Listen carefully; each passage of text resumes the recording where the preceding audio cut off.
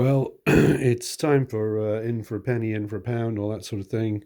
So the French commander here in turn 8, just make a note of that.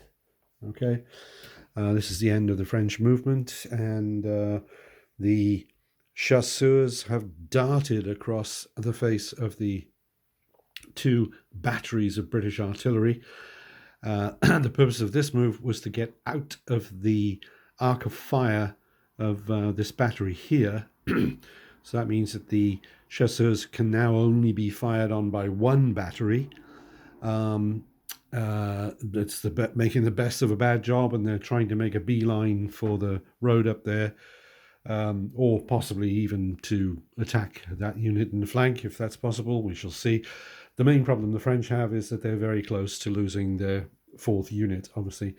Down here, the French infantry basically wheeled to the right and got themselves onto the road so that they could use road movement, which gives them an extra 50% essentially.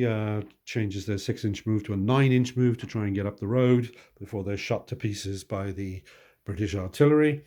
And indeed the British infantry, and the French artillery have remained in place so that they can continue firing on that's interesting. Yeah, maybe they should change their stance and fire on the British artillery, but that would mean they wouldn't be able to fire this turn. I'm going to leave them in place. Okay, so in terms of French shooting, then of course there's just the French artillery firing there against the British infantry unit, and we'll see what we get here. And there we go. -2 means no result whatsoever. So it was a miss. Or rather, their shots were misses. So then we move on to the British turn.